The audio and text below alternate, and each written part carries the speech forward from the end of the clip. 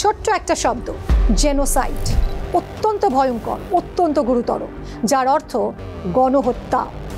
আর ঠিক এই শব্দটাই এবার ব্যবহার করলো ইউনাইটেড নেশনস ইসরায়েলের বিরুদ্ধে গাজায় অভিযানের প্রেক্ষিতে।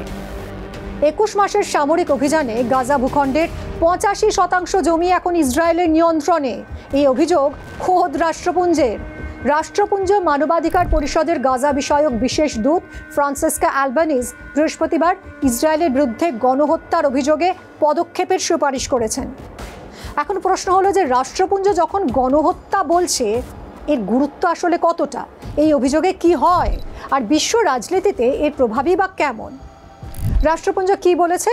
2025 সালের জুলাইয়ে রাষ্ট্রপুঞ্জের মানবাধিকার পরিষদের বিশেষ প্রতিনিধি ফ্রান্সিস্কা অ্যালবানিজ স্পষ্ট বলেছেন, this is no longer armed conflict, it's extermination. অর্থাৎ যুদ্ধ নয়, এটা জনগোষ্ঠী নির্মূলের প্রক্রিয়া। এই ঘটনা বাস্তবিকই ভয়ঙ্কর। এর আগে জাতিসংঘ জানিয়েছে গাজার 85% জমি এখন ইসরায়েলের নিয়ন্ত্রণে। হাজার হাজার মানুষ বাস্তুচ্যুত, প্রায় 35,000-এরও বেশি মানুষ নিহত, যার একটা বড় অংশ নারী আর শিশু। এগুলো সবই জেনোসাইড কনভেনশন অফ 1948 অনুযায়ী গণহত্যার বৈশিষ্ট্য পূরণ করে। জাতিসংঘের এমন অভিযোগের গুরুত্ব কি? রাষ্ট্রপুঞ্জ যখন জেনোসাইড শব্দটা ব্যবহার করে, তখন সেটা শুধু মানবিক নয়, আইনগত, রাজনৈতিক এবং কূটনৈতিকভাবেও অত্যন্ত তাৎপর্যপূর্ণ হয়ে ওঠে। আন্তর্জাতিক অপরাধ আদালত আইসিসির তদন্ত শুরু হতে পারে। অভিযুক্ত দেশের নেতাদের বিরুদ্ধে ব্যক্তিগতভাবে মামলা করা যায়। ভবিষ্যতে সামরিক এবং অর্থনৈতিক নিষেধাজ্ঞার পথ খুলে যায়। আন্তর্জাতিক গণমাধ্যম এবং জনমতের উপর এর ব্যাপক প্রভাব পড়ে। বিশ্বের অনেক দেশ যারা ধরুন আগে নিরপেক্ষ ছিল, তারা এখন সিদ্ধান্ত নিতে বাধ্য হয়, মানবতা নাকি রাজনীতি, কোন পক্ষে থাকবেন। এখন মনে হতেই পারে যে তাহলে কি রাষ্ট্রসংঘ গণহত্যা বললে সঙ্গে সঙ্গে বিচার শুরু হয়ে যায়?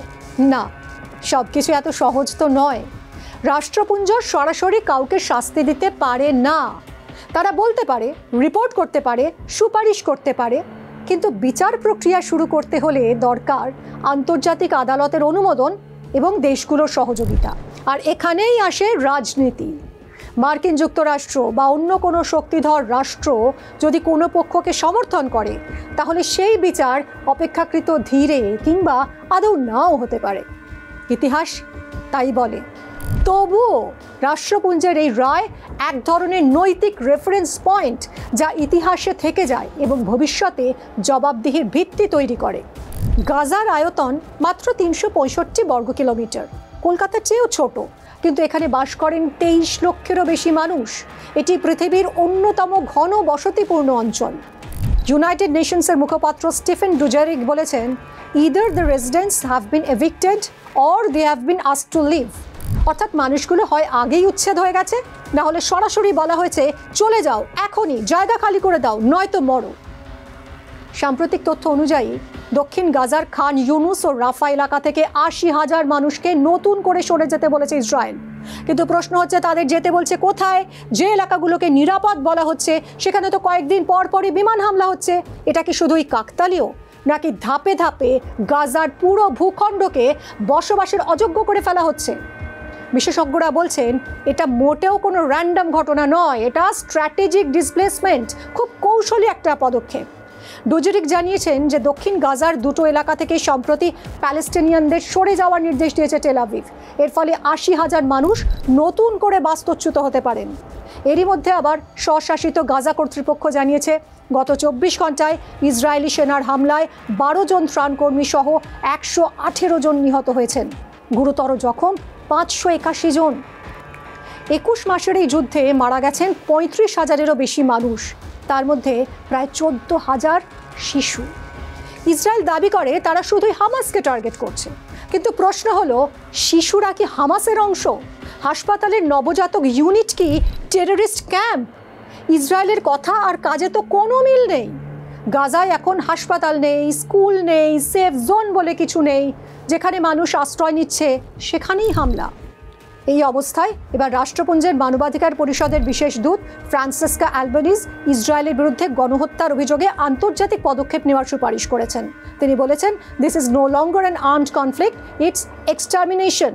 এই যুদ্ধ শুধু হামাসের বিরুদ্ধে নয়, প্যালেস্টিনিয়ানদের অস্তিত্বের বিরুদ্ধে লড়াই। 2023 সালের 7ই অক্টোবর আচমকাই দক্ষিণ ইসরায়েলে হামলা চালায় প্যালেস্টাইনপন্থী সশস্ত্র গোষ্ঠী হামাস। গাজায় পাল্টা হামলা শুরু করে ইসরায়েলি সেনা।